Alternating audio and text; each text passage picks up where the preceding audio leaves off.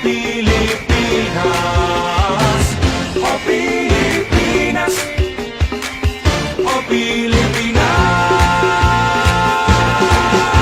Magsama-sama tayo't ating balikan mga kwento ng pamana, ang ating kasaysayan. Ito'y nagbubuklod sa ating lahat, libo-libo mang pulo, ngunit iisang watawan. Paraan ng pamumuhay ng mga ninuno, sadyang ipinaman at itinuro. Pangalagaan natin nating pagyamanin, mahaling himig ng pamana ay dinggin. O Pilipinas, ang ating tanging bayan, ang kultura at tradisyon ay pahalagahan. O Pilipinas, kahit nasaan ka man, ipagbunyi at laging ipagsigawan. Samot-saring kwento ng nakalipas, ito ang himig ng pamana ng Pilipinas. O Pilipinas, o Pilipinas. Ba't ibang dayuhan ako'y dumating, ang pagsakop nila'y may impluensya sa atin. Ngunit ang kalayaan din ay nakamtan, dahil sa mga bayaning bansa'y pinaglaban. Sadyang napakarami ng mga pamana, mga kwentong hatid ay paalala. Palaging ibahagit, ipagpasalamat ang gabay at inspirasyon ng lahat. O Pilipinas, ang ating tanging bayan, ang kultura at tradisyon ay pahalagahan. O Pilipinas, kahit nasaan ka man, ipagbunyi at laging ipagsigawan. Ang samot-saring kwento ng nakalipas, ito ang himig ng pamana ng Pilipinas. Ang ating tanging bayan, ang kultura at tradisyon ay pahalagahan. O Pilipinas, kahit nasaan ka man, ipagbunyi at laging ipagsigawan. Samot-saring kwento ng nakalipas, ito ang himig ng pamana ng Pilipinas, ng Pilipinas, ng Pilipinas.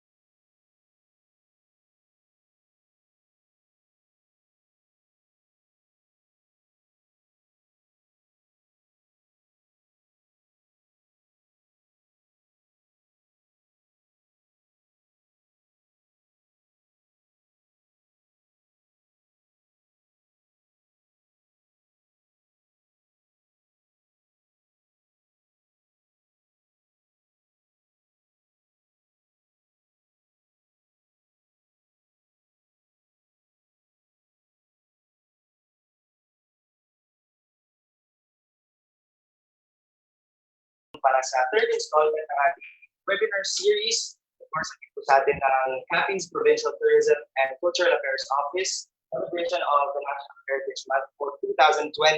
At makakasama din po natin ngayong hapon ang consultant at researcher ng Cultural Mapping Program ng National Institute for Culture and the Arts upang magbahagi ng mga aral na tungkol sa Filipino value systems and preservation. Personally, bilang isang kabataan, I find this topic interesting at sana kayo din po dahil sa panahon natin ngayon, parang nakakaligtaan natin values and it's nice to refresh at remind sa atin kung ano nga ba at kung sino nga ba tayo. Pero bago po yan, binabati po natin lahat ng mga nakaantabay na sa ating live broadcast. Hello po, huwag po kayong mahihiyang mag-comment. Hi, hello. Sabihin nyo na rin po kung saan kayo nanonood, yung office na nire-represent nyo at organization. Huwag po kayong mahiya. At para ma-acknowledge po natin at ma-recognize po natin ang inyong office, organization, at kung saan man po kayo nanonood. At muli, salamat po sa lahat ng mga nakisali at nakilahok sa ating previous 2 webinar episodes na naganap noong isang linggo. At salamat po sa inyong patuloy na pagsuporta. At ngayon pong hapon ay nasa ikatlong bahagi na po tayo ng ating webinar series at patuloy po kaming magbibigay ng mga papremyo bilang pasasalamat po sa inyo lahat. Siyempre, mamimigay po kami ng Capture Capiz t-shirts. Ito po yung sample. Ayan. Tsaka if gusto niyo po mapanalunan ng mga t-shirts, huwag po kayong mahiyang magtanong at sumagot sa ating mga katanungan para po mapanalunan natin ang mga t-shirts na handog sa atin ng tourism office. At magbibigay po kami ng mga papremyo sa kung sino po yung makakasagot ng ating mga katanungan na ipopost po natin mamaya pagkatapos ng lecture. At sa mga kakasali pa lang po, to those who have joined us, muli welcome po. At sa mga hindi pa po nakakapag-register, pwede pa po kayong humabol hanggang sa end ng ating webinar. We have provided po the link on our poster and the registration will close po at the end of our webinar. At paalala din po namin na sa pagtatapos ng webinar na ito, kami po ay magpapadala ng email sa lahat ng registrants at maglalabas po ng link para sa ating feedback form para ano pong makuha po ng ating certificate of participation. And in the duration of this webinar, please feel free to drop your questions as we will have a chance po to go back on your questions later on after the lecture. Ayan po. At manatili lang po tayo, may alam sa kaganapang may kaukulan sa Facebook ng Provincial ng Capiz sa pamamagitan ng pag-follow sa ating social media accounts. Just search at Capture Capiz on Twitter and Instagram and please follow us. And we're also in YouTube at Capture Capiz. And also please don't forget to like the page kung saan po tayo nag-broadcast ng live ngayon. Ayan po, binabati po namin ng mga nanonood ngayon. Sam, kay Rendell James Cordonillo, hello. Kay Anthony Colmo, napakagwapo. Kay Raymar de la Cruz Echon, hello po sa inyong lahat. Ayan. Hello din po kay Frank C. Cancio.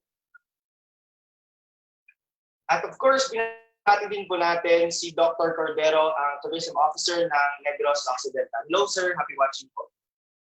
Hello din po kay Rufa Marie Imperial. And good afternoon din po kay Ludi Alumno Felizado. She's watching from the City Tourism of Santa Rosa, Laguna. Wow! Hello po, happy watching po. And good afternoon from Zamboanga City kay Alfred Soliva. Ayan. Hello din po kay Sadisa Blipali from Dapitan City. Ayan, marami na po tayong mga viewers. And also, please don't forget to share this live broadcast to reach as many audience as possible po. Hello din po kay Emerson Biglar Golipardo, watching from CLRA NHS Panay Capiz. Yan. At in a few minutes po, ay uumpisa na po natin ang ating talk with our guest. And acknowledge natin ang ating mga guests, the tourism officer ng ibang probinsya, some organizations, student educators, cultural workers, tourism stakeholders at LGUs. Tsaka hello din po kay Dr. Vicente Villan. And good afternoon po and happy watching. So po ang ating pong topic ngayong hapong ito ay ang preservation of the Filipino value system. So this is swak na swak para sa ating mga kabataan as well as sa mga teachers and educators. And sa pagkakataon po ito ay formal na po natin sisimula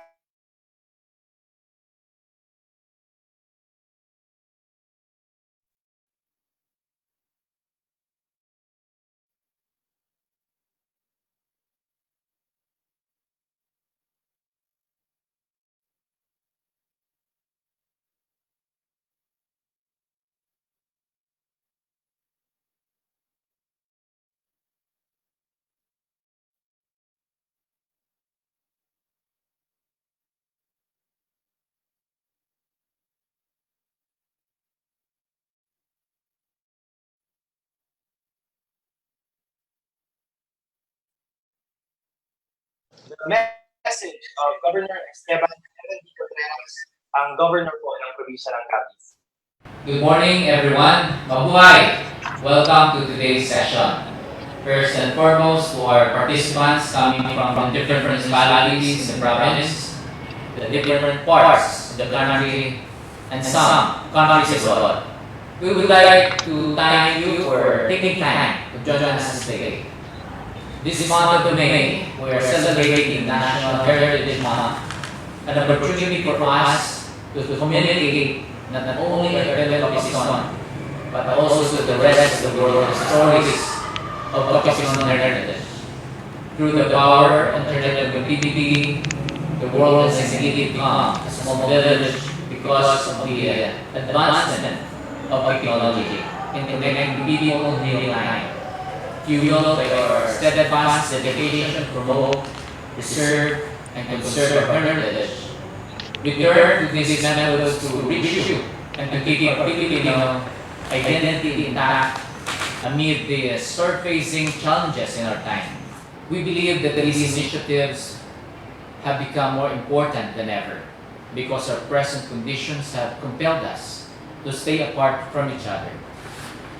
So I encourage you to share your own stories of heritage in order to establish a deeper connection among us and encourage more people to participate in the preservation of Philippine heritage in general, as echoed from the very heart of this month-long celebration. Once again, thank you very much. Maraming salamat po, Gov. Contreras. Saka bago po tayo magpatuloy, pinabati din po natin si Queen Loresto Pugani from LGU of Animi Antique. Hello po sa lahat ng mga nanonood dyan sa Antique, sa mga karaya. Hello po, maligayang panonood po. Saka hello din po kay Charmaine Balut from Marinduque. Wow, nationwide po ang ating podcast ngayong hapon. And before we proceed with our webinar, we'd like to request everyone to please move away from noise to avoid distractions from your viewing and listening. We also encourage you magdala po kayo ng ballpen at papel so that you can take notes along the course of the webinar. Should you develop any questions along the way, please don't forget or don't hesitate to comment them down so we can go back on them later after po ng ating discussion with our guest. At ngayon po, i-introduce na po natin ang ating resource person. He is a consultant of the National Commission for Culture and the Arts for the National Cultural Mapping Project under the Subcommission on Cultural Heritage. He has facilitated several cultural mapping projects all over the country, focusing on a community approach to heritage mapping and conservation.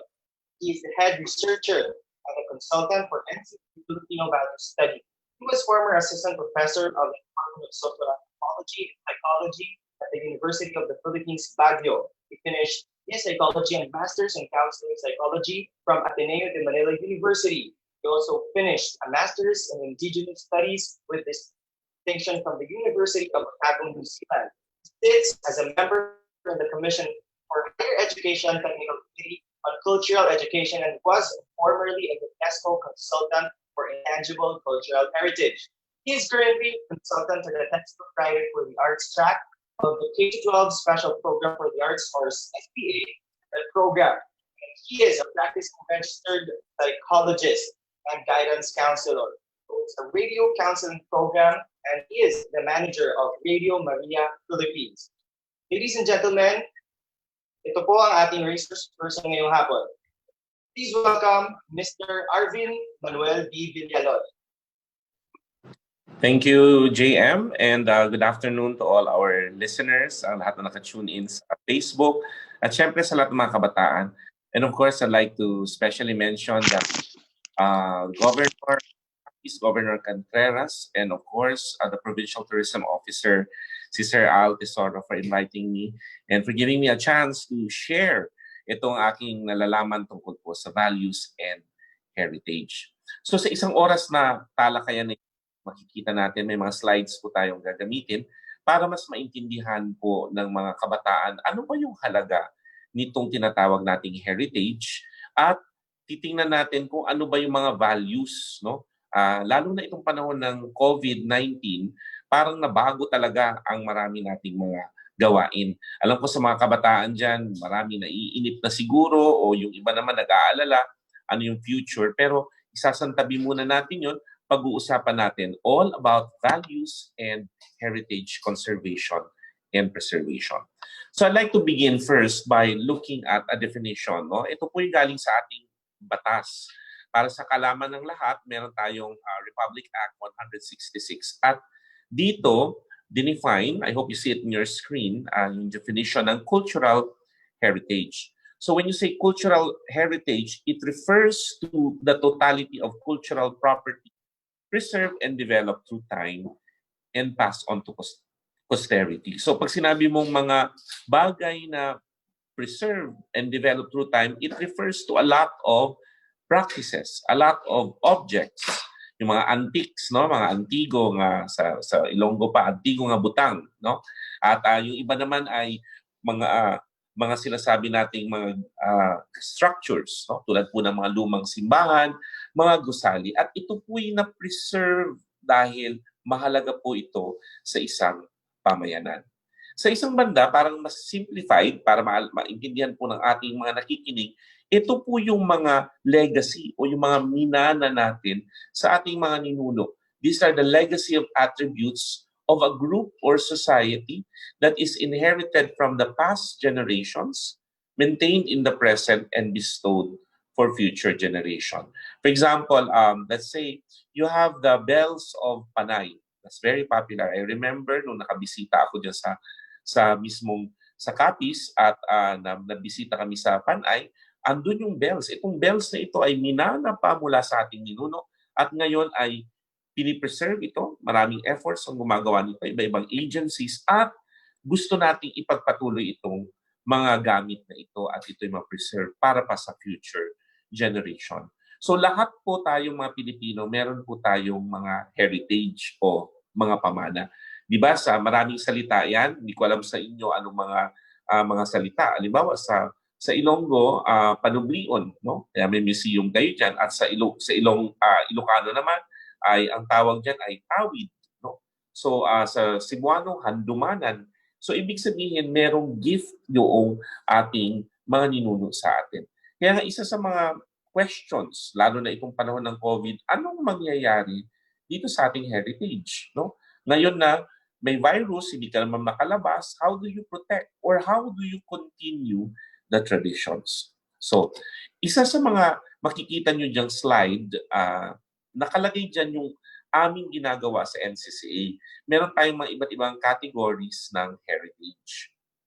Yung ibang mga kabataan, dahil sila po yung ma-attend lagi ng Heritage Forum ng Capiz, alam na nila ito. Pero just a review, a quick review, iba't ibang klase ng heritage. Meron tayong heritage na tinatawag na tangible heritage. Ito yung nahahawakan.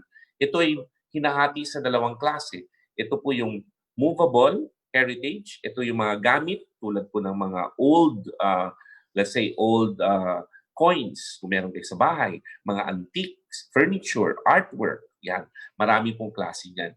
At meron din tayo pong tinatawag na immovable heritage. Ito po yung mga iba't iba pong mga gusali, monuments. Very popular in the Philippines would be the Monument of Rizal. So kasama din po yung government structures. Let's say the Capitol in Capiz is an example of an immovable heritage. And of course, yung old houses natin yan. Dito sa amin sa Luzon, pinagmamalaki namin ang mga bahay sa Vigan, no? Ilocos Sur. Kaya nga naging World Heritage Site siya sapagkat marami pong mga lumang kabahayan. At yung isa namang klase po, yung tinatawag nating intangible heritage. Ito yung referring to practices, no? Yung mga practices po tulad po ng oral traditions, mga komposo, binalaybay, performing arts, tanan nga mga saot, no? Or mga sayaw, mga kanta, mga iba't iba pong klase ng mga tula na ginagawa. O yung mga social practices natin. Ito yung mga na-miss natin noong time ng Holy Week siguro.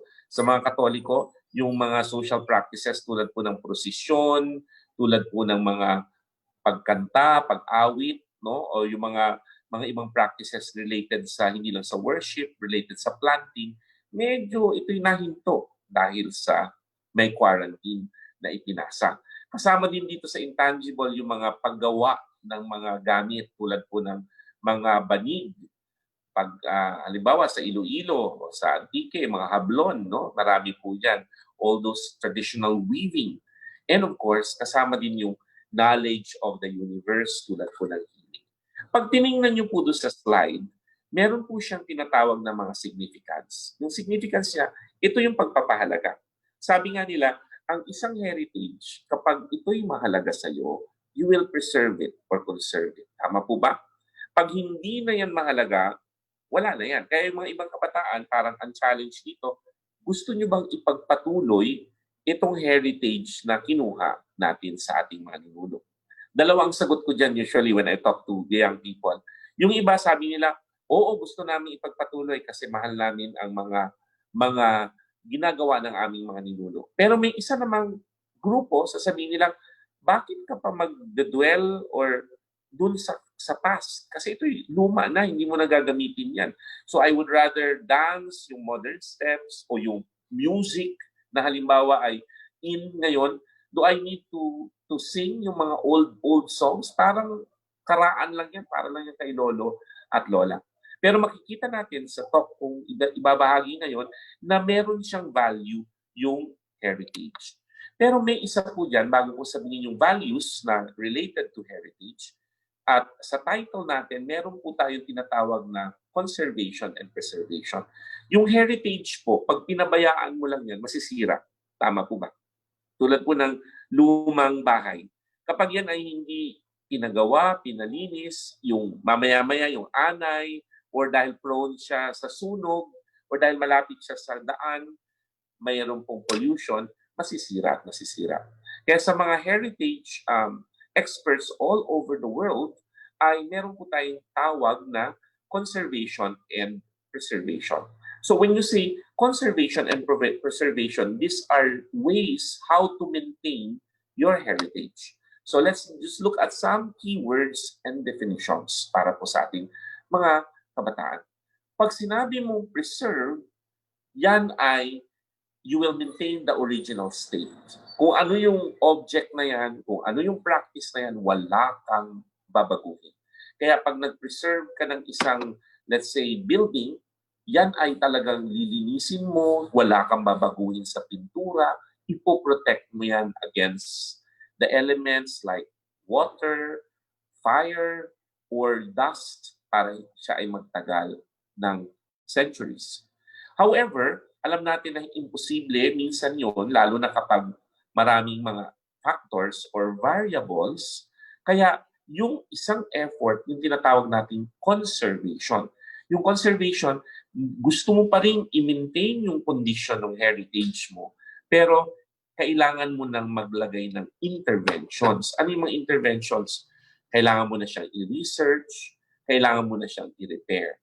I remember in Molo, Iloilo, marami pong mga statwa doon.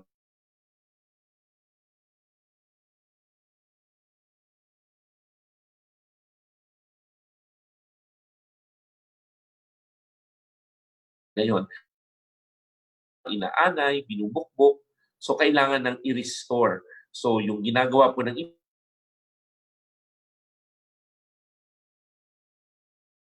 nito at ibalik sa original state. So these are conservation. And so when you restore, you try to bring it back to the original state.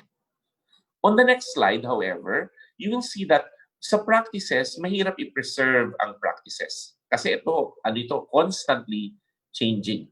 no? So halimbawa, pag sinabi mong meron kang food, no? Yung lechon ng Cebu ay siguro iba ang lechon ng Cebu noong 100 years ago. Hindi katulad ng lechon ngayong panahon na ito. Meron ng mga dinadagdag yung present generation. So ang tawag dito kung saan kinukonserve mo pa rin para magpatuloy ang ating mga traditions or heritage, ang tawag dito ay safeguarding. So when you safeguard something, you want to protect, you want to continue all the practices. For example, let me share to you in Bicol, nagmamano ang mga kabataan. So yung mga nakikinig, kayo ba nagmamano? Uso ba JM ang pagmamano sa inyo? Halimbawa sa mga matatanda, no? So hindi ba okay yan, no? Uso yan. Isabihin talagang hanggang ngayon, pag you want to ask for the blessing of the old folks, you get the hand, you either kiss it or put it on the forehead. However, in Bicol, meron silang na-invento doon pa na pwede kang mag-bless long distance. Basta ang gagawin mo lang, kukunin mo lang in the air yung kamay at pag binigay ng matanda yon, ibig sabihin, andun yung blessing. Ngayong panahon na meron na tayong social media, pwede kang maghingi ng blessing sa mga taga-Bicol using the internet. So halimbawa, katulad ng chat na ito, pwedeng magbigay ng blessing. So ito yung sinasabi natin na nagko-continue yung heritage, modern na tayo, pero andun pa rin yung ideal intent. Kaya nga part ng safeguarding is to revitalize. Ano yung sabihin ng revitalize? Gusto mo po siyang buhayin. Tulad po ng ginagawa ng tourism. Ano yung mga ginagawa niyang pagbubuhay? Meron siyang mga festivals para during the festivals, makikita ulit ng mga kabataan or magiging participant kayo. Di ba? Marami sa inyo mga members ng dance troupe or choir na kung saan kinakanta nyo lahat yan. Ang naalala ko lagi sa Capiz, hindi ko makakalimutan dyan, pag ikaw ay lumapag ng airport ng Capiz, usually anong sasalubong sa'yo? Sasalubong sa'yo yung Capiz Pitikaw, yung tourism. Kasi nandun sila, naka-costume, merong hawak yung isa ng gitara at kumakanta sila ng mga folk songs ng Capiz. So ito yung revitalization. Noon araw walang ganun. Maririnig mo lang yung folk song kapag sa loob ng bahay o pag may piyesta. Pero yung sinubukan ng tourism ay i-revitalize para buhay yung ginagawa. So sa mga kabataan ngayon, parang yung tanong ko, ano yung ginagawa mo para iprotektahan itong heritage mo? Do you preserve? For example, you have an old house or an old object. Do you conserve? No? You clean it. You try to protect it from the elements. Binabalot mo yung old pictures para hindi siya anayin or hindi siya ma-expose sa too much sunlight? Or do you also revitalize and safeguard your practices? So amidst all this, meron po talagang parang challenge. The challenge is holistic approach to conservation. Pag sinabi natin holistic approach, lapat kita nga tanan, we will all help out in the conservation process. Kaya dito, mahalaga ang kabataan dito sa forum na ito. Kasi meron dalawang klase ng approach. Yung top-down, it's the government trying to conserve. In the bottom-up, it's the community trying to protect the heritage. So in all this, papasok na rin ako dun sa tinatawag nating values formation program. May ginawa po ang National Commission for Culture and the Arts na isang study o pag-aaral upang hanapin kung ano na ba ngayon at present ang mga values ng mga Pilipino. So, yung values kasi natututunan natin sa education, di ba? Yung values ed, or kung kayo ay nasa Catholic or Christian school, like for example, dyan sa Immaculate Conception or sa Philomer, meron kayong natututunan na values ed dyan. May mga religion classes or theology classes. However, we wanted to see kung talaga bang buhay pa rin itong mga values. So we made a study on the Filipino values. So with a survey, nag-survey po kami at nagkaroon po kami ng interview. Actually, iba dyan kasama sa inyo, yung mga kabataan. Nagkaroon kami ng FGD or focus group discussion at survey in all regions para hanapin namin kung ano yung mga values. Excited na ba kayo kung ano itong values na ito? Check nyo nga. So siguro kung kayo ay nakikinig ngayon sa atin, sila Therese, sila JM, sila Anthony, siguro i-enumerate nyo anong top 3 values nyo. Isipin nyo lang. I'll just pause for a while. What are your top 3 values? Is it love? Ah, pagiging hospitable po. Ikaw, sa'yo, JM, pagiging hospitable. What? 2 more? Hospitable po. Okay. 2 more? Love daw po, sabi ni Ma'am Therese. Si Ma'am Therese dyan sa office, love. And 1 more? Sabi ni Nong Anthony, respect daw po. Respect. Okay. Tingnan natin kung pare-pareha ito. So, meron po tayong 19 values. I will enumerate. Pero sa enumeration ko ito, i-relate ko na kaagad siya sa heritage. Kung ano yung ginagawa nitong values para ma-preserve yung heritage natin. I'm happy to note that in the values, meron tayong 19 na lumabas. Core and shared values for all Filipinos. No? Regardless kung siya ay Christian, Muslim, galing siya sa indigenous peoples or modern societies, tinanong natin mga OFW, children of OFW. So, ang una kong babanggitin dito ay yung top 17. Alright, so Therese, pakita mo yung slide on culture, arts, and sciences. We were surprised. We were very surprised. We didn't expect that this is a value for Filipinos. Alam nyo, sabi ng mga nagbanggit dito are the old folks, at alam mo, ang nagbanggit dito are also the young people. Young people like you who are listening right now. So, ngayong panahon na ito, ang kultura, sining, agham, at syempre yung pamana na binabanggit ko kanina ay mahalaga. Bakit daw mahalaga? Sabi ng mga respondents natin, mahalaga siya kasi siya yung basis mo for identity. Di ba? So, pag sinabi mo, I am a proud Capisnon, what makes you proud? What makes you different from Antiqueños or from Ilonggos? Okay, so meron kang identity, meron kang sarili mong identity. Yun ang marker mo. Second, ang sinabi nila, yung heritage makes you more sensitive. Sensitive to what? Sensitive to people, yung diversity, you become more accepting. Also, the values of culture would make you preserve your language. So usually, ilan ang languages na alam nyo? So mga si JM at saka sila Therese dyan. Ilan languages ang alam ng Pilipino? Okay, tama. Yung sagot, sabi nila, I know 3 or 4. Tama. Usually, a Filipino would know 3 languages. One is yung kanyang local language. So kung Ilonggo yan or Kinaraya. Second, meron pang Filipino or Tagalog. And yung pangatlo yung English. At yung iba, mas marami pang alam. No? So kung meron ka pang alam na iba, usually an average of 3 or 4. Kaya nga mahalaga po ito sa mga tao yung pagpapatuloy ng culture. And in areas where there are indigenous peoples, mga katutubo, mahalaga yung tinatawag nating IKSP, Indigenous Knowledge Systems and Practices. So, nung nagpunta kami para sa cultural mapping sa Hamindan, at diyan ay nakilala namin yung indigenous communities ng Panay Bukidnon. We were very proud to say that the young people themselves documented. Sila yung nag-research ng mga practices nila at isinulat nila ito sa libro. Biro mo, it's the young people doing this, learning their songs, their tales, their chants, and their stories. So, that's the first dyan gusto kong ibanggitin in relation to heritage. Lumitaw din yung 19th value. At nagulat kami kasi lumitaw ito using statistical analysis, yung creative excellence. Ang Pilipino daw, napaka-creative daw. Tama po ba? Lahat ng creativity magagawa ng Pilipino. Kahit pa na itong panahon ng COVID, magpapatawa yan, magpo-post yan ng mga kalokohan. I remember a good friend nag-post siya. Sabi niya, buti na lang bumalik na sa college. Tapos may isang picture, pero ang lahat ng picture ay mga matatanda na. So, tawa ako ng tawa sapagkat gusto niya sabihin, makakabalik na lang tayo sa pag-aaral after ilang years. No? So, ito mahilig ang tao dito sa creativity. Malikhain siya.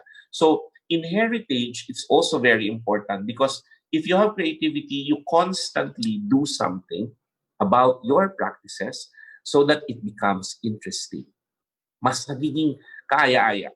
Yung ibang chef, ganyan ang ginagawa. Meron silang cuisine, pero lalagyan nila ito ng bago, creativity. and therefore they can sell, they can have a good job because they are very creative in presenting their cuisine, no? At kasama sa creativity yung excellence and quality.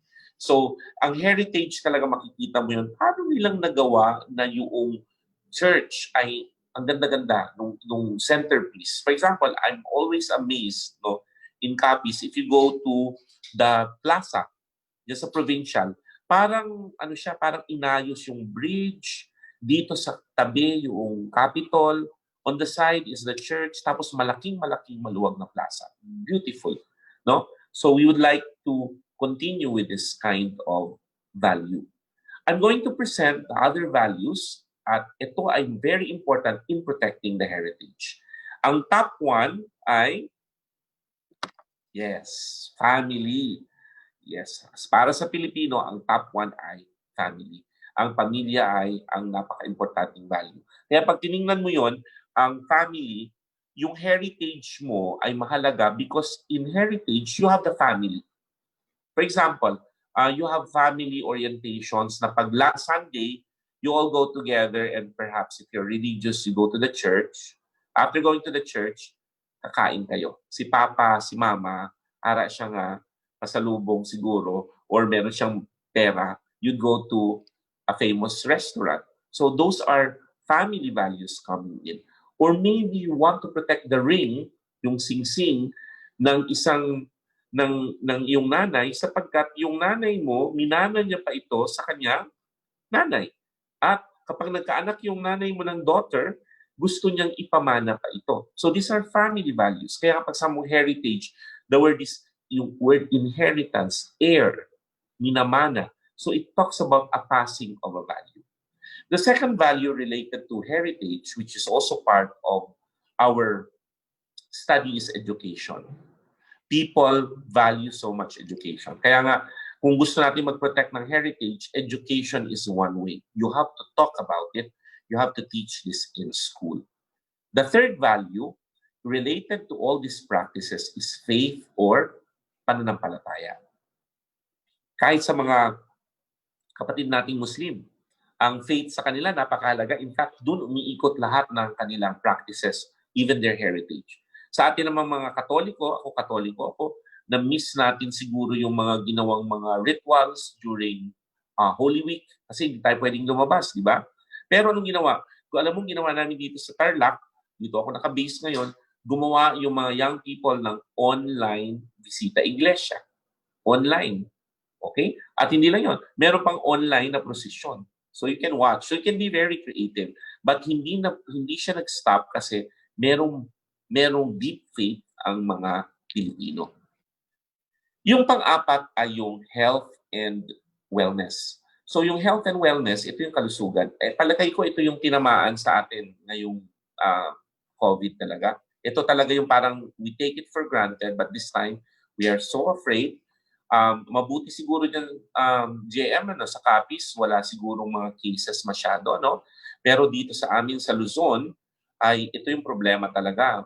We have so many lockdowns because malapit lang kami sa Metro Manila and hanggang ngayon, nag-move kami from ECQ. Ngayon, gusto na i-modify pa stricter rules pagpasok nito. So anong effect nito? May impact ito sa ating value system kasi some of the heritage deal with health and wellness. Hanggang ngayon, we have traditional healing na pag may sakit ka, you don't only go to a doctor, you also go to a manghihilot or albularyo, di ba? So hindi lang yun yung mga health systems na gusto natin sanang ipagpatuloy. Pero ito talaga yung tinamaan sa atin na value during this time of COVID. Yung number 5 is yung basic needs. Some people earn or rely on heritage for their basic needs. Siguro sa mga kabataan na nakikinig sa atin, na yung tatay nila ay involved sa heritage, ilan ang nawalan ng trabaho? Lalo na yung tour guides. Okay, yung tour guides nawalan ng trabaho, nawalan sila ng para sa basic needs. O yung, let's say sa Iloilo, sa Miagao, yung mga naghahablon, kung walang order, dahil meron tayong COVID, apektado yung basic needs natin. Or dahil walang pumupunta sa mga churches, hindi magiging mabenta yung eatery sa katabi. So, ibig sabihin, lugi. No? So yung basic needs are also part of the heritage portion. Also the value of the self, especially among young people. As a counselor and psychologist, sa aming program dito, may mga ibang mga kabataan na nadidepressed. Ewan ko ilan sa inyo nakikinig dyan. They are depressed because they don't see their friends. Or they are worried na kung kailan pa sila gagraduate, dun pa tinamaan sila. O yung iba, because they are staying at home, at syempre, when you stay at home, lilitaw talaga dyan ang mga ugali, ang away, labanan. Kaya minsan, itong value ito natitest during this time. Pero I'd like to mention here that the self is very important sa heritage because sino lagi ang dala-dala mo araw-araw sa mga kabataan na nakikinig? It's yourself. No? So you bring yourself with you, and therefore when you protect your heritage, you have to be strong in terms of a sense of self. So here in our study, yung sense of self talks about direction. Dito lilitaw yung mga virtues like love, yung binanggit kanina ng ating mga galing sa ikaw dyan, yung respect, dyan. Yung hospitality mamaya, makikita natin kung saan siya magfo-fall under. On the 7th is work and livelihood. Yes, a lot of people are affected by this. In fact, yung mga ibang mga heritage practitioners, yung mga artists, na halimbawa pupunta na lang sila sa barko kasi meron tumutugtog sila, are affected by the COVID. No? But a lot of heritage sites give work and livelihood as well. On the 8th is the peace and development. So what happens kapag itong value na ito ay nandyan, maganda ang isang society and all of you will be gathering towards peace and development. Ibig sabihin, magiging mas maayos. However, kapag magulo ang isang pamayanan, then hindi maapektuhan ang lahat niyan. Like for example, sa heritage natin, ang peace and development kailangan niyan kasi kung may magkaguluhan din ba sa Mindanao, hindi mo mapupuntahan yung old structure na yan. Hindi mo na talaga mapupuntahan yan. Or nagkakagulo na kasi kanya-kanya ng kuha ng supplies during this COVID. 9th is honesty and integrity.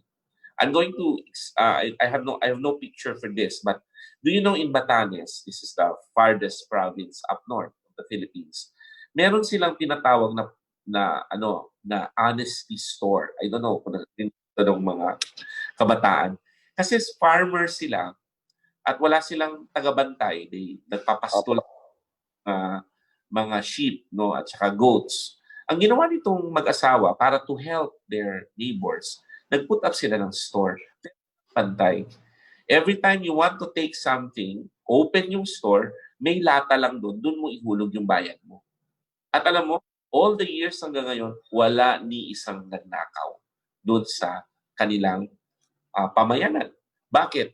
Kasi part yun ng value system nila. So, ibig sabihin, yung honesty and integrity, you can see it in a practice and now made it modern using a sari-sari store, but they still continue the value.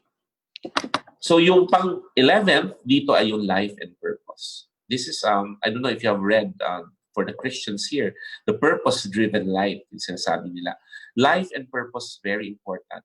So, what will happen to us for the next months to come? Itong 2 months lang, inip na kayo, eh. Di ba?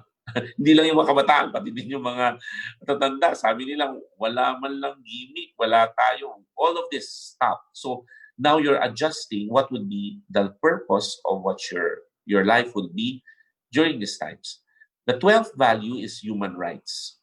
Yung human rights ay may kinalaman sa mga rights of sectors in societies. For example, the poor, the women's group, the LGBT, yan. May kinalaman din po yan sa heritage kasi a lot of the practitioners in heritage are also members of sectors. Like for example, in the Cordillera, a lot of them are indigenous peoples at may mga rights sila doon sa mga design ng kanilang mga tela, ng mga kanta nila. Kaya pag kumanta si Joey Ayala, tinatanong minsan ng mga taga Mindanao, ito ba ay galing sa amin? Binanggit ba ito? Siyempre, binabanggit naman ito ni Joey Ayala. Pero merong mga ibang cases sa ibang bansa, kinukuha yung mga disenyo ng ating mga kapatid na katutubo and they earn from it, but they don't give a cent to the indigenous people. So human rights is very important. when you practice heritage conservation. And of course, number 13 is environment. Why? Because the inspiration of heritage is the environment. So bakit merong binanog na sayaw ang mga saot sang mga panay bukidnon? Because there is the presence of the eagle or the hawk. Kung wala silang hawk na nakita, hindi siguro na imbento yung sayaw na yon. Tulad sa Mindanao, bakit ang sayaw nila mas fluid? They're imitating the water. So the environment also inspires heritage practitioners also. Kaya sa mga kabataan, lalo na ngayon, I think cleaner yung air natin, no? Mas nakita na natin yung mga iba't iba pang mga animals because of the lockdown. So a lot of inspiration will come in. So 14th is the love for country o pagmamahal sa bayan. I think yung heritage is about this. No? Just simply, if you love your country, you would love all about heritage. Heritage also includes our history, our sense of who we are. Number 15 is happiness. Ito yung kaligayahan. We are a happy bunch of people. Kaya nga, walang piyesta ngayon. Ewan ko dyan sa Capiz, no? Nagkaroon ba kayo ng piyesta? Dito sa amin, sa Pampanga, wala talagang piyesta. So yun parang kalungkot naman. So how do we have this value in terms of disaster? We have this inside the house. So wala sigurong piyesta sa community, but in our own homes, we can have this happiness as a value. Number 16 is kapwa. Ito yung tulungan. Dito na pumapasok yung hospitality, no? So hospitality is part of pakikipagkapwa. During this time of the COVID, mas pronounced yung pakikipagkapwa. A lot are volunteering. There are a lot of our health frontliners sharing, and not only that, sacrificing their time and even their lives for the sake of the health of our countrymen. And number 18 is governance. Why? Kung ang heritage walang effective government, wala. Masisira din yan. So bakit maganda ang mga heritage sites sa Capiz? Hindi lang yung mga binanggit kong built. Nakalimutan kong banggitin kanina kasama ang natural heritage dun sa framework. Yung natural heritage are all about mountains, rivers. In fact, that is the strength of Capiz, yung kanyang natural heritage. But that comes with good governance. At yung panghuli, talagang sinadya kong ihuli dito, yung resilience. Yung ibig sabihin ng resilience ay itutuloy mo ang buhay kahit merong mga pagsubok. Babangon ka. So ang mga Pilipino, sabi nila, are naturally resilient people. Why? Kasi kahit merong volcanic eruptions, kahit merong typhoons, may mga poverty issues, and now kahit merong pandemic, we will still survive. So ang tawag dito sa iba, hindi katatagan, pagpapanatili. No? Ibig sabihin, mananatili ka, you will still continue. Ganun yata ang heritage. Kasi patagalan ng heritage eh. Kaya pag marunong yung tao dyan, sige, tingnan natin sino yung pinakamatagal o pinakamatandang bahay. You will be resilient enough. So resilience is very important in this heritage conservation. At this point, I'd like to show you a slide. No? I hope clear ba dyan, JM, yung ating slide? Okay. So the slide is about the challenges of the COVID-19 to the Filipino values. Pag tiningnan mo yung COVID-19, ang unang tinamaan sa atin ay yung health and wellness. Kasi talaga yun ang nakakatakot, no? Kahit pa kabataan ka, because you might become a transmitter of the virus. However, nung nakita natin na affected yung health and wellness natin, ang sumunod na naapektuhan yung work and livelihood, especially of your parents, no? Or kung ikaw ay nagtatrabaho na, you're 25 or 20 or in your 20s, that gets you affected. Especially mga 20s kasi sila yung usually hindi permanent sa trabaho, sila yung unang tinatanggal. Kaya apektado sila. Therefore, kung apektado ang work and livelihood mo, yung basic needs mo rin. So, yung nasa blue dyan, it's all about survival. Naapektuhan yan. So, nakita nyo how all these values that I discussed are coming together. Yung health and wellness naman, pag yan ang naapektuhan, it also affects your happiness. You miss your friends, You miss the time that you're doing. Maybe some of you miss your boyfriends or girlfriends. No time. Or perhaps yung life and purpose mo. So what is affected here is the meaning of your life. So it's something to do with mental health. But amidst all this, who is affected? Yourself and your family. Kaya ang culture where heritage is found, usually hindi yan pinapansin itong panahon na ito. Honestly speaking, hindi yan nakikita agad yung culture. Kasi yung culture, heritage, parang uunahin mo muna yung ibang essentials. Pero yung challenge sa forum na ito, sana wag niyong kalimutan yung culture. Kasi pag yan ang nakalimutan nyo, actually maapektuhan din yung ating buong system. Kasi minsan, doon sa kultura, doon kahuhugot ng lakas yung culture, arts and sciences, or your heritage. So on the next slide, next slide please. So the next slide shows here yung resilience na binabanggit ko. Itong resilience, babangon ka. How do you have resilience? Resilience comes through faith in God. A lot of people are very resilient. Babangon siya dahil meron siya paniwala sa Diyos at sa pakikipagkapwa. If you're resilient, that affects your family and yourself. Therefore, you will survive the COVID-19. So, in my counseling program, meron nag-text sa aking kabataan. Sabi niya, ano bang gagawin ko dito? Parang wala nang meaning in life. Mabuti pang nagpakamatay na lang daw siya. Kasi talagang na-lockdown siya eh. Nasa 20 siya at na-lockdown siya dun sa mismong pinagtatrabahoan niya. Hindi siya makauwi. No? At wala din siyang pera para mag-hire ng isang sasakyan. So, yung nakita niyang factor para bumangon siya is yung kanyang paniniwala sa Diyos at sa kapwa. Now, in the resilience factor, merong dalawang bagay na magbibigay ng resilience. The first is education. If we are knowledgeable about how we can survive, tinuturo sa atin yan, then we become more resilient. Pero nakalimutan natin na yung heritage, magbibigay din yan ng resilience sa atin. No? So for example, ngayon meron na kami mga pinaplano sa NCCA, meron kaming gusto sanang i-propose na kung may health frontliners, meron ding heritage frontliners. Okay? So lalo sa tourism, sino magpo-protect nitong mga heritage site kung wala nagbabantay? Kasi nga lahat tayo naka-lockdown. Sino ang magvo-volunteer sa inyo to check once in a while yung mga gamit, lalo na sa mga museums? Bakit hindi kaya manakaw yan? No? So, yung resiliency na yan, how are you going to use yung practices nyo? Pwede ba tayong gumawa ng komposo na to tell the story of COVID at ilagay natin? No? So, all this, yung mga heritage na yan, nakakatulong yan sa ating resilience. Kaya nga, on the last few slides that I like to talk about, yung development, na-challenge tayo ngayong COVID-19 na pag sinabi mong development noon, ang development ay urbanization. Wow, ganda ng place, develop kasi ganda ng ilaw, ganda ng kalsada.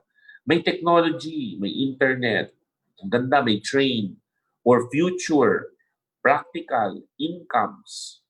Pero lahat yan biglang 360 degrees na wala sa aton. No? So, ano ngayon naman ito? Yung susunod na slide. Mga old materials and objects. Wala na ba siyang halaga dahil modern tayo? Historical sites. Lalo na ngayon, we will be celebrating next year the 500 years of Christianity. At kasama ang Capiz dito ha. Bakit? Sa history natin, from Cebu, ang mga other settlements, old settlements is Panay. At kasama dito ang Capiz talaga. So hindi kayo pwedeng mawala sa sense of history. So ano nang mangyayari kung Panay modern lang ang gusto natin? What about cultural practices na magandang ibalik sana ng mga kabataan or yung mga values na binanggit ko kanina na kung ipagpapatuloy, ito yung magiging source of goodness in any person or yung community initiatives. So the challenge here, my dear listeners and the young people, is how we can continue with heritage. Alam ko maraming series ito, at ito lang yung value system na pwedeng i-focus dito yung heritage natin na bakit siya mahalaga. May sagot tayo dyan. Ang heritage ay nagbibigay ng identity. Kaya if you compare ourselves with Japanese or Koreans, tingnan niyo yung Koreans or Japanese, hindi sila they don't try to be always English speaking. Gagawa sila ng sarili nilang songs. Kaya nga yung Korean, yung K-pop, no? At tayo na-influensyahan kasi they are proud of who they are. They will use their language. Or also the Japanese, no? Yung kanilang mga anime or manga or yung sa mga sa Americans naman, yung kanilang Disney. Pero sa atin, meron din tayong sense of identity. Itong identity natin can either be local or national. At ito yung mga gusto natin sana ipakita. No? So itong mga identities na ito mahalaga sapagkat nandito yung kaisipan natin bilang Pilipino, nandito rin yung ating mga pagpapahalaga. So parang gusto kong sabihin simple, kung makalimutan nyo may sinabi ko, yung values mo nakikita sa heritage. Our values are lodged or are in the heritage that we have. Also, these heritage structures give us a sense of who we are as a person. So nakakatawa, pag nandito tayo sa Pilipinas, English tayo ng English. Pero pag nandun tayo sa ibang bansa, nag-uusap na tayo ng Filipino or our local language. Bakit? We are beginning to look for who we are because we can identify who the Filipinos are through their language. So in conclusion, anong masasabi natin sa heritage and the values na diniscuss ko? Yung heritage natin, nagpapatuloy siya dahil mahalaga siya.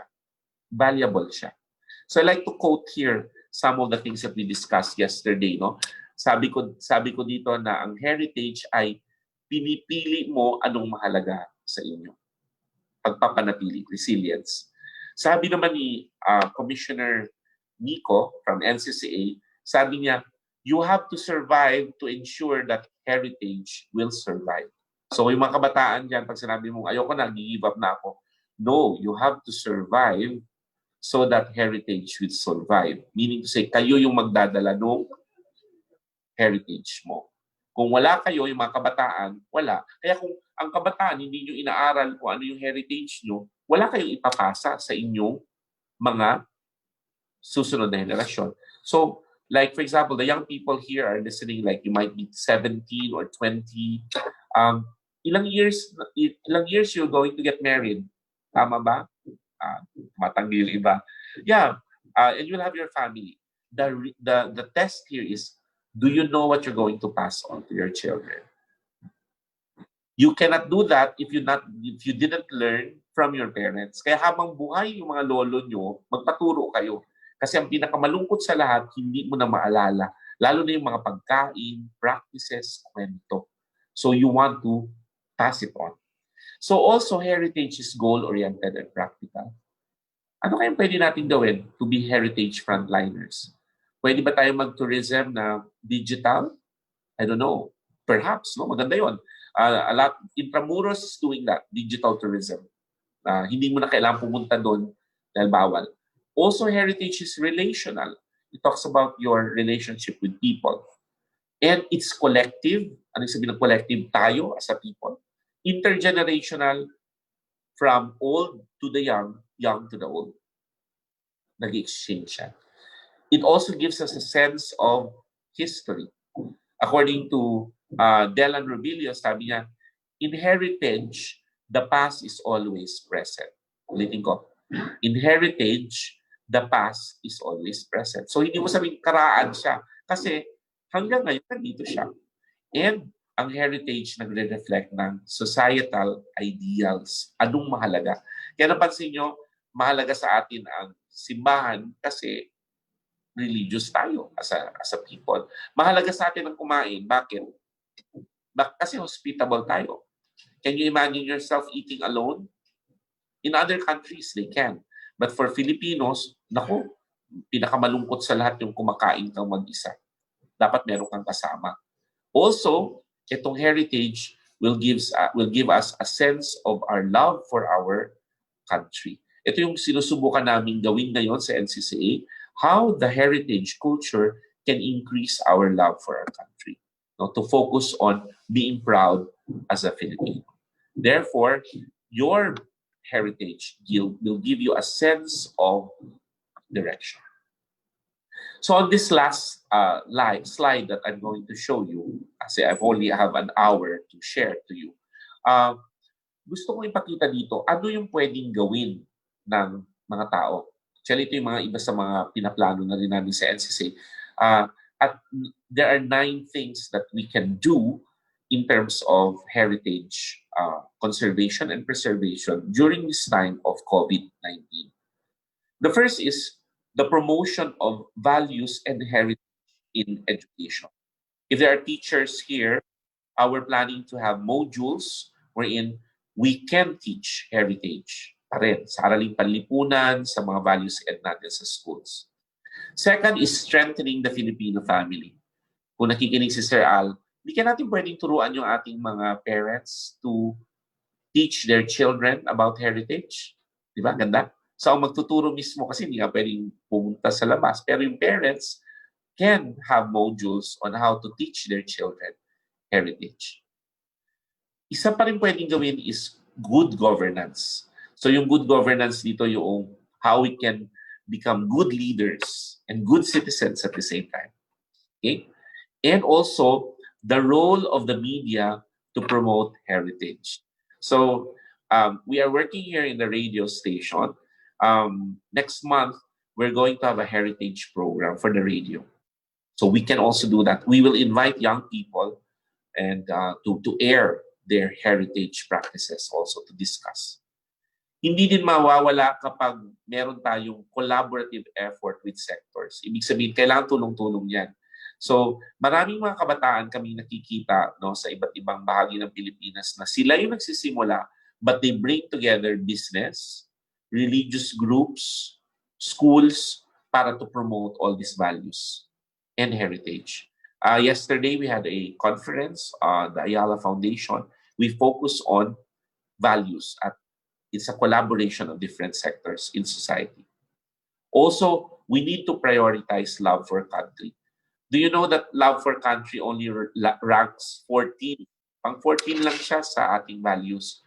Pero alam mo, ang mga bansang Japan, Korea, what do you think is the number of love for country? Pang ilan siya sa rank? Yes, sabi ni JM, sumisenyas siya. Number 1. Kaya nga, ang nakita namin, ang mga successful countries ay yung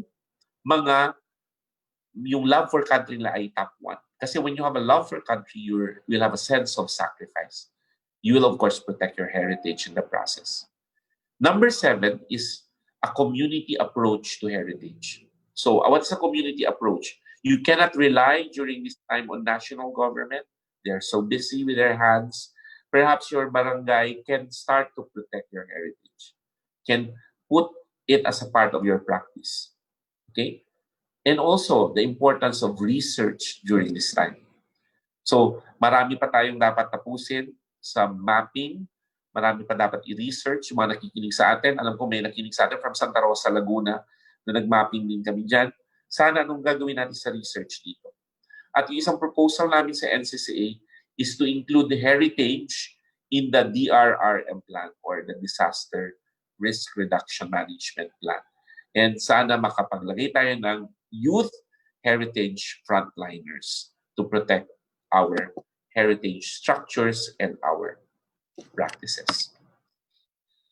All right, so yun lang. I like to keep it short and sweet. Sana may napulot po kayong aral. Sana po ay na-challenge kayo pagdating dito.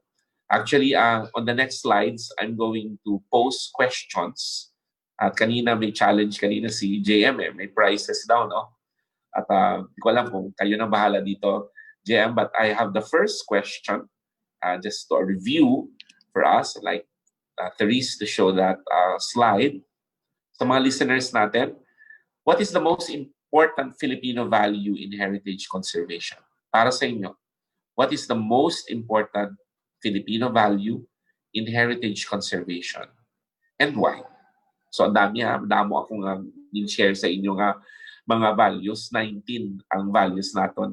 So, ano sang usang heritage value or Filipino value that is important in heritage conservation? So, that's one question. Yung second question, hayaan ko si JM na sa second question.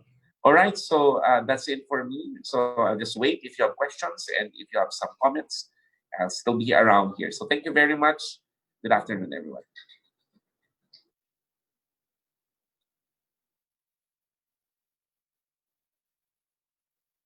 Very educational.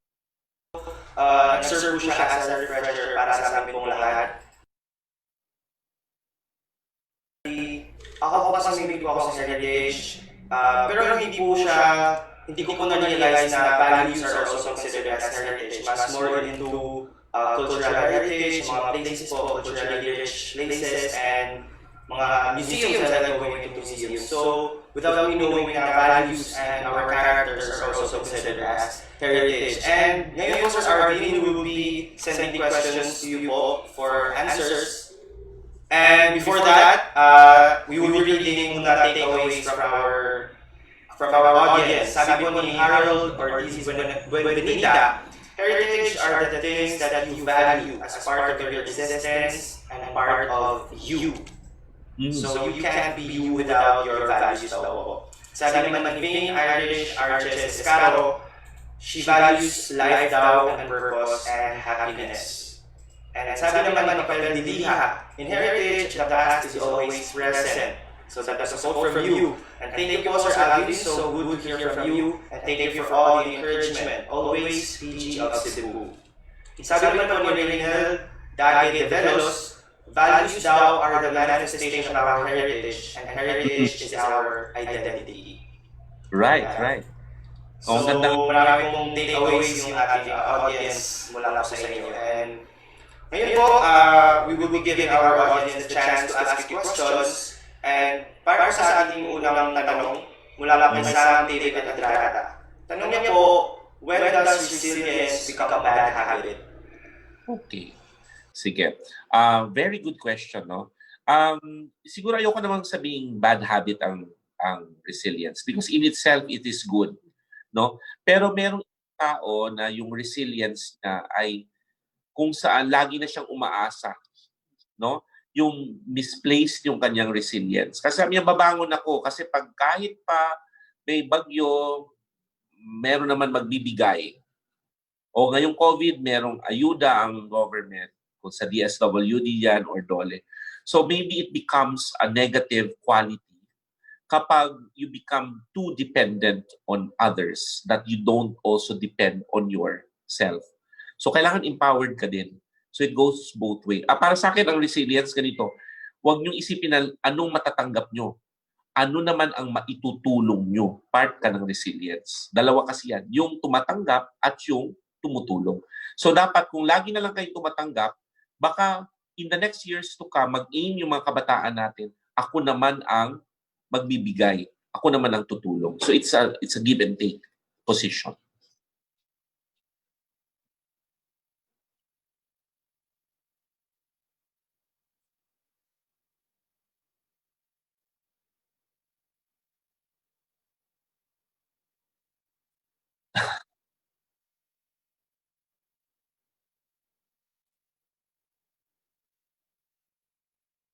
Okay. Well, yes, kung sa educational system natin, hindi ko kasi ma-discuss lahat, binanggit ng mga Pilipino na sa educational system natin, minsan na-focus masyado sa literacy, yung skill, yung science, dapat so naging grade conscious yung mga estudyante. Alam mo ba, nung kinumpare namin sa Korea and Japan, no, ito yung malalapit nating mga neighbors natin to, sa kanila, from kindergarten to grade 3, they do not teach so much on skills. They teach that young people, itong mga bata, values. Sila dito, sa kanila. So, ganun din ang Pilipino nun, yung character education. Kaya pag lumaki na sila, kahit anong ituro mo, kahit skills pa yan, merong ugat. Yung ugat nila yung kanilang values. So, kaya nga ito'y challenge sa educational system, how we can make values concrete.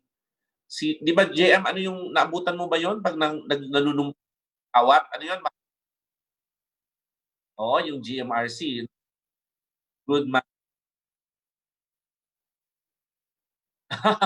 Pero yung pag yung flag ceremony, ano yung panunumpa mo? Di ba? Sawa tao. Yung ako ay magiging makadiyos, makakalikasan, di ba? Makabansa. Pero tingnan mo, kahit inuulit yan, bakit number 14 lang ang makabansa sa atin? Kailangan may gagawin talaga ang education. At hindi lang education, hindi lang kami mga teachers. Ako ay isang teacher, no? Pati mga LGU. Kaya nga may value-based programs na ginagawa ngayon.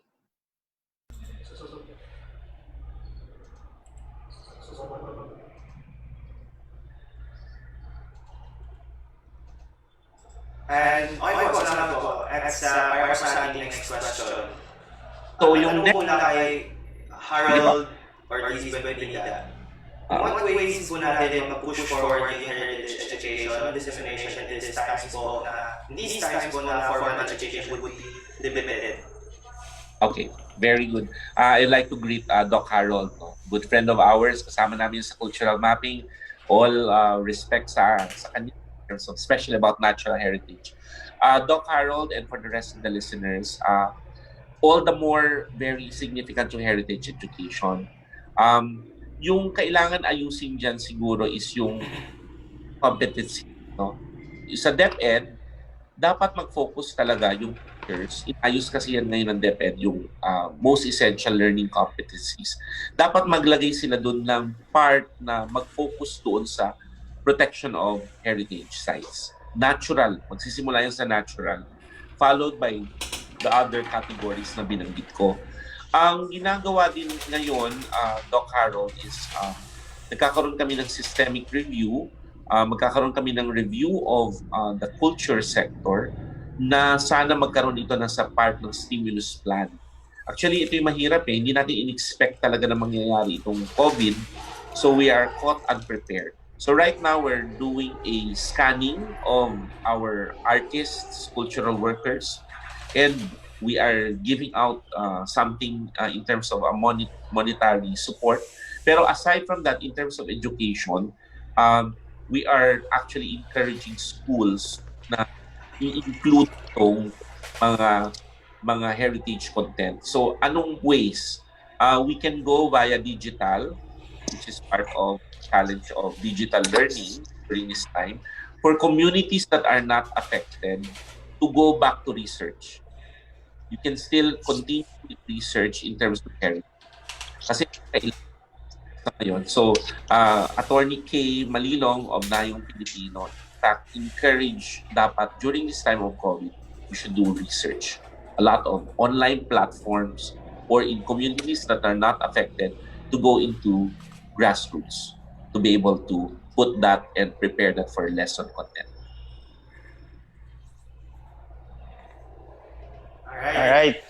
So tama po yun na wala pong panahon siguro yung education. And for our last question po, we want to keep our identity alive. We want it to be passed on to the next generation, so we promote our culture and our heritage. But sometimes, when we promote them po, they are open to threats like becoming mainstream or used and interpreted or namimisa.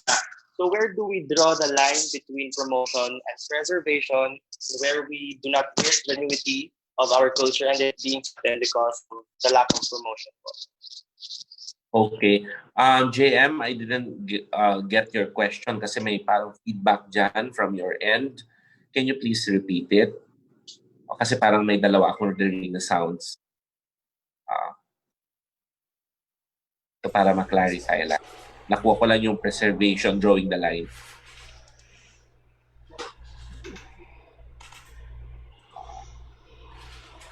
Or may echo siya. Again po, we want to keep our identity alive and we want it to be passed on to the next generation, so we promote our culture and our heritage. Pero minsan po, kapag pinopromote po natin, nagiging open po siya sa threat like pagiging mainstream or misinterpretation.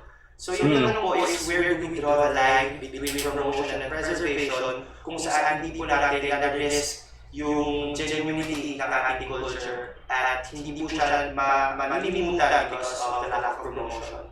Okay. I think yung tanong mo ay or tanong mo ating that send something to do with ethics, no? Kasi when you say promotion, hindi mo naman siya ibebenta. Kasi actually yan ang challenge kahit sa tourism, no? Like I went to Masbate, maraming heritage site, natural, pero they're not opening it to the public kasi kulang pa ng plano. Ganon din yung mga sensitive na heritage natin. Like for example, meron kayong kilalang mga magicians or ritualists. Hindi mo pwedeng basta-basta yan ipakita kasi yan ay may ethical value. So, when you say, sino ang magdodraw ng line? Ang unang sagot niyan, yung community. Who are the part of the community na magdodraw ng line dito? It's the elders. So, pag sinabi ng elders, we are not yet ready to share this because we need to protect this first. We have to learn from this first. Then we have to respect that. So that's drawing the line. Pero also on the other side, huwag tayong matakot na mag-mainstream. Kasi pag hindi mo rin pinromote yan, nagkakaroon ng misinterpretation. Like for example, yung struggle ng Panay Bukidnon, akala nung iba, yung sayaw nila, paulit-ulit lang, hindi maganda. Kasi mga bata na manood nung western mode. Pero hindi na nakita na may value pala yun because it imitates the environment. So, yung mga ganong klase, you need also to mainstream or to popularize.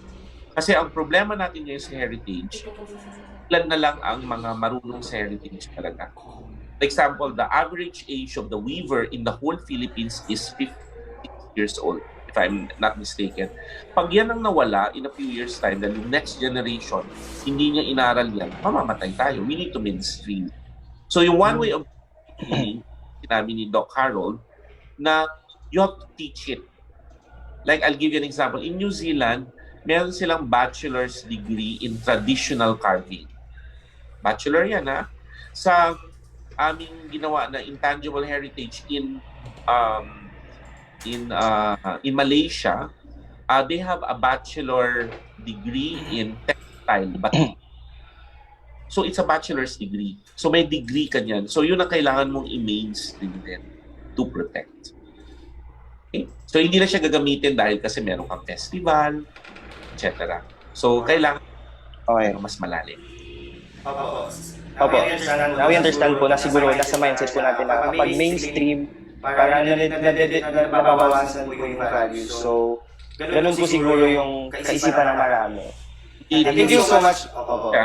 Pabawasan. Katulad na rin mo sa Italy or sa Europe, naka-mainstream ang kanilang mga practices. Pero may pinipili sila doon kung ano ilalabas sa public. So sa Cordillera, ganun na rin yung approach. Pwede mong i-mainstream but not all rituals. You cannot perform it for the rest. Especially kung may kinalaman yan sa deep belief system. So again, who decides, this would be the and we respect that. Okay po. So mainstream heritage are still valuable po. For our last takeaways po, share po natin sa inyo. Sabi po sa selection, as a Filipino, culture provides important social and economic benefits daw po. With improved learning and health, increased tolerance, and opportunities to come together with others, culture enhances our quality of life and increases overall well-being for both individuals and communities. So, very wholesome. Sabi naman po ni Ron Helen, heritage is the legacy we leave future generations. So kaya po nasabi niyo na the past is present in the present. Sabi po ni Legend, along with the value of your country, it involves self-sacrifice. Especially sa ating mga partners. Sabi naman po ni Spain, heritage is our opinion, the most important values are conservation is pandemic, reaching out to your kapwa. Since the start of TCQ, we have seen a lot of private sectors, even ordinary citizens helping out in ways that they can, making and distributing PPEs or personal protective equipment. And Filipinos all over the world, like nurses, are held high because of their incomparable service. Frontliners po natin. And she thinks that's what makes Filipinos something to be proud of, their value of humanity daw po. Can I comment on very nice comment from our listener? Actually, yun ang isang heritage natin. Yung heritage na yan, nakikita yan kaagad. It's an intangible heritage. Yung value kasi, part siya ng intangible heritage. sections of from domains 3 and 4. Yung 3 is social practices and domain 4 is about knowledge of the universe. Ang Pilipino kasi dahil sanay tayo sa isa't isa, we take it for granted. But pag naranasan niya ng ibang bansa yung ating hospitality at yung first class care that we bring, they love it so much. It's our strength actually. So that's why a lot of Filipinos are hired or are taken as health practitioners in other countries. No, it's yung pakikipagkapwa, napaka built-in na sa atin yan. Oo nga po, tama nga po. Marami pong other nationalities na na-amaze daw sa hospitality at saka attitude, character ng Filipinos na nag-meet nila. And once again po, maraming salamat po, Sir Arvin, for joining us this afternoon on behalf of the Capiz Provincial Tourism and Cultural Affairs Office. Thank you so much po for your time and sharing knowledge and your field expertise. Thank you po. Thank you very much also. Bye-bye. Good afternoon, everyone. Stay safe. And of course, meron tayong mga acknowledgement. We would like to acknowledge GDs Sabelero from Quezon City, Christian George Acevedo from Capsumin, Ludi Alumno Felizadio from the City Tourism Office of Santa Rosa, Laguna, kay Jonathan Cortina from Bicol Region St. Joseph School, Naga City. Hello sa inyo, sir. Kay Lemer Castrana from Astorga, Gumaraw, Capiz. Kay Jade Fortis Pulong Pari from Cavite. Kay Leonardo Rey Carino, hello po sa inyo. Kay Rami Kapuyan, kay Jeremy Tubao, Nobel Paredes, Jade Fortis from Cavite. And kay Zalina Jonglay from Laguna. Hello po, and maraming salamat po sa pakikisama sa atin sa ating webinar installment ngayong hapon ito. And maraming salamat po sa ating mga tourism officers na nag-enjoy sa atin ngayon, sa mga youth organizations, sa students, sa mga educators, teachers, cultural workers, tourism stakeholders, at sa mga local government units po na sumama at nilaw sa ating webinar ngayong araw. And again, hello po kay Mark Brian Yaong from Bacolod. Hello po. Maraming salamat po sa pakikinig sa amin. And sa ulitin po, maaari pong sasabahan ng tanong na post po ni Sir Arvin kanina. Ano nga ulit yun? Maaari po na balikan. Ayun, what is the most important Filipino value in heritage conservation and why? So maaari niyong i-comment ang inyong sagot at may chance po kayo manalo ng ating Capture Capiz t-shirts. Isang question lang ba yun? Okay, so, at saka sa inyo po na gustong humingi ng copy ng ating presentation ngayong hapon, maaari nyo pong i-comment sa comment section ng inyong email address ay ipapadala lang namin. Ayan, maraming salamat ulit sa inyong lahat na sumali, and you can comment your answers down below para makapili kami ng winner. At inaanyahan po namin yun na magbahagi sa ating webinar. This is coming June 3, 2020 with Dr. Eric Zeruto on Heritage TikTok on COVID-19. 2 p.m. here at the Capiz Tourism and Cultural Affairs Facebook page. So very interesting na lang po yung topic natin for the next webinar and for the final and next webinar episode natin. So, nasa description box po yung ating registration link na magiging available soon. And once again, maraming salamat po at mabuhay po tayo lahat. Stay safe.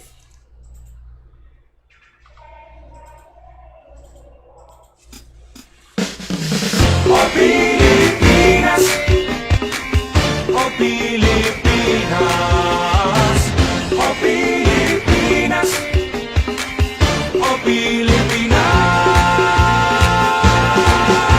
Magsama-sama tayo't ating balikan mga kwento ng pamana ang ating kasaysayan. Ito'y nagbubuklod sa ating lahat, libo-libo mang pulo, ngunit iisang watawan. Paraan ng pamumuhay ng mga ninuno, sadyang ipinaman at itinuro. Pangalagaan natin ating pagyaman mahalin, himig ng pamana ay dinggin. O Pilipinas, ang ating tanging bayan, ang kultura at tradisyon ay pahalagahan. O Pilipinas, kahit nasaan ka man, ipagbunyi at laging ipagsigawan. Samot-saring kwento na nakalipas, ito ang himig ng pamana ng Pilipinas. O Pilipinas, o Pilipinas, ba't ibang dayuhan ako'y dumating? Ang pagsakop nila'y may impluensya sa atin, ngunit ang kalayaan din ay nakamtan dahil sa mga bayaning bansa'y pinaglaban. Sadyang napakarami ng mga pamana, mga kwentong hatid ay paalala. Palaging ibahagit, ipagpasalamat ang gabay at inspirasyon ng lahat. O Pilipinas, ang ating tanging bayan, ang kultura at tradisyon ay pahalagahan. O Pilipinas, kahit nasaan ka man, ipagbunyi at laging ipagsigawan. Ang samot-saring kwento na nakalipas, ito ang himig ng pamana ng Pilipinas. Ang ating tanging bayan, ang kultura at tradisyon ay pahalagahan.